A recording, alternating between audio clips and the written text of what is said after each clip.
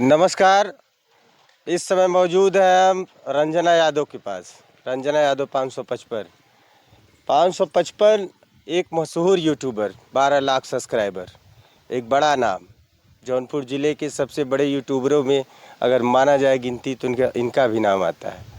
और कुछ महीने पहले इनका एक वीडियो वायरल हुआ था। इनके ऊपर आरोप लगा था, दुष्कर्म का आरोप लगा था इनके ऊपर। अनेक धाराओं में इनको जेल भेजा गया था। इनसे पूछेंगे क्या था पूरा मामला, कितनी थी सच्चाई हुई।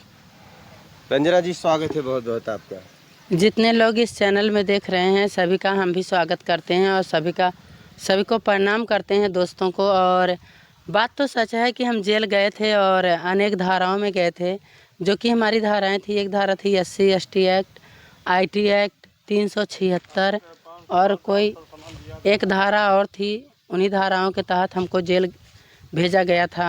और थाने पे, मतलब थाने से फ़ोन आया, हम थाने पे गए तो थाने मुझे जेल में कर दिया गया और बेल करा के जेल से बाहर आए हैं। बताइए क्या बताएं। और जैसे जो धाराएं आपके ऊपर लगी हैं, उस समय जो लड़का था उस लड़की के साथ जो वीडियो वायरल हुआ था, आपके ऊपर आरोप था आपने उसको बियर पिलाया, नशीला पदार्थ खिलाया, आपने उसको ले जाकर उसके हम बिस्तर किया। उसके बाद उस लड़के का वीडियो, जिस लड़के के साथ वो लड़की थी, उस लड़के का जो है, उसके लड़के का नाम नहीं आया उसमें। हम देखिए भैया, ना ही उस लड़के को जानते हैं और वैसे तो बात बिना कोई, अभी इतना तो हम बता नहीं पाएंगे, पर उस लड़के को हम भी नहीं जानते हैं। और जहाँ तक कि हमारे ऊपर आरोप था कि ये जो दारू वारू पिलाना, ये सब करना, तो भैया अगर कोई पिएगा नहीं तो उसको कोई ज़बरदस्ती नहीं पिला पाएगा। और मान लीजिए कि अगर वो स्टेज प्रोग्राम करती थी, आर्केस्ट्रा वाला प्रोग्राम नहीं करती थी, तो जितनी गुनहगार मैं थी उतनी गुनहगार उनको प्रोग्राम में नचवाने वाला भी था और उतना ही गुनहगार उनके घर से उनको यहाँ लेकर आने वाला था। क्योंकि अगर मान लीजिए वो स्टेज सिंगर थी और हमने उनको आर्केस्ट्रा में नाचने के लिए बुलाया, ठीक, तो वो जिसके साथ आई थी उसके साथ लौट भी तो जा सकती थी कि हाँ भैया हम आर्केस्ट्रा का प्रोग्राम नहीं करते हैं, क्या है कैसा है। पर हमारे ऊपर आरोप लगाए गए और उसके तहत हम जेल में गए हैं और जेल से बेल करा के आए हैं।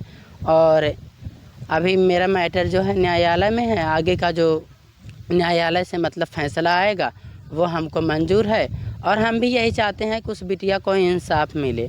और हमें दुख तो इन बातों का है कि जितने गुनहगार मैं थी उतने गुनहगार प्रोग्राम के मालिक भी थे, पर उनके नाम विवेचना में क्यों हटा दिए गए, सिर्फ हमारे ही नाम जोड़े गए। उस लड़की को बुलाया कौन था? आर्केस्ट्रा मालिक बुलाया था कि आप बुलाई थी? उस लड़की को बुलाए थे आर्केस्ट्रा मालिक के बेटा, जिनका नाम है साबिर। उन्होंने उनको बुलाया भी था और उनको रिसीव करके लाया भी था। नाचने के लिए उसको प्रेस कौन कर रहा था? देखिए हम बता रहे हैं, एक बार उन्हीं के प्रोग्राम में 2 दिन पहले प्रोग्राम में तो उनको मैं बुलाई थी, ठीक, और उस दिन कोई बातें विवाद नहीं हुई। उसके बाद में जो दूसरा वाला प्रोग्राम था, उस प्रोग्राम में उनको प्रोग्राम मालिक का बेटा बुलाया था। अब पता है क्यों, कैसे? क्योंकि एक दिन प्रोग्राम में आई थी, उसके बाद नंबर लेके चली गई थी। उसके बाद तब उसके माध्यम से फ़ोन से बात करके प्रोग्राम में आई। उसके बाद तब तमाम बातें हुई। जैसे एक बड़ा नाम रंजना यादव, एक बड़ा नाम, लोगों की मदद करना, जितनी भी महिला यूट्यूबर और भी पुरुष यूट्यूबर है सब आपके पास आते हैं सहयोग के लिए, मेरी मदद कर दीजिए, मुझे कुछ बता दीजिए, मेरे चैनल पे सहयोग कर दीजिए।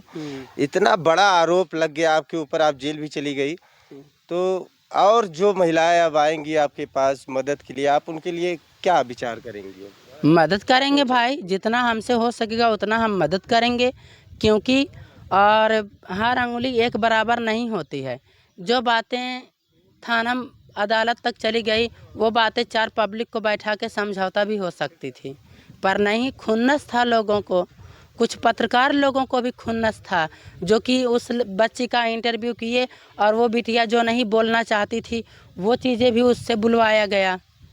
जैसे एक किन्नर के ऊपर 376 जैसी धाराएं लगना जी जैसे एक किन्नर किसी कुछ कर नहीं सकता जी। और उसके ऊपर धारा लग जाए, एक बलात्कार का धारा, ऐसी छेड़छाड़ की धारा में अगर उसको जेल भेज दिया जाए, तो ये क्या चीज़ सही है?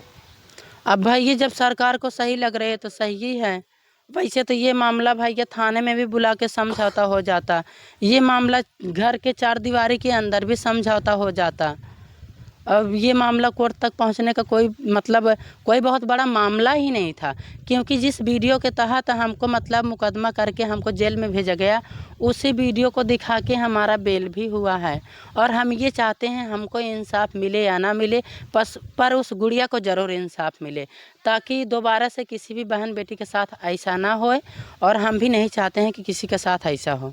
बस इतना जानते हैं कि हमको फंसाया गया है और 4-5 लोग मिलकर फंसाए हैं। जैसे क्योंकि विवेचना उस प्रोग्राम में मैं भी अनजान थी, उस प्रोग्राम में वो भी अनजान थी, ठीक है।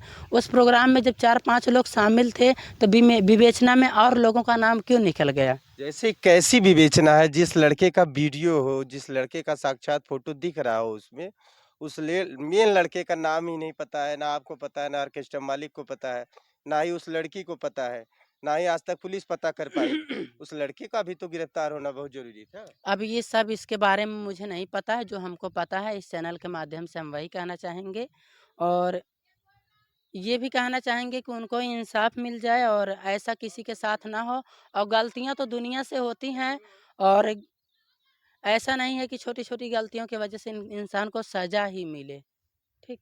पर कोई बात नहीं, जो हुआ सो अच्छा हुआ, जो हो रहा है सो अच्छा ही होगा। मैटर अदालत में है, वहाँ से जो भी फैसला आएगा हमको मंज़ूर है। अब इससे आगे और क्या कहें हम? देखिए, रंजना यादव जी का कहना है कि मामला न्यायालय न्यायालय का जो फैसला आएगा उस पे मुझे मंजूर होगा। लेकिन इनका भी कहना है गलतियाँ छोटी बहुत हो जाती हैं, लेकिन जो धाराएँ में सिर्फ इनको जेल भेजा गया, विवेचना से सबका नाम हटा दिया गया, तो ऐसा ना होना चाहिए। सही से विवेचना हो, जो भी उस मामले में संलिप्त हो, सबके ऊपर बराबर कार्रवाई होनी चाहिए। इसी के साथ ये खबर आपको देखने के बाद क्या प्रतीत होता है, कमेंट बॉक्स में अपनी राय ज़रूर दें। जय हिंद।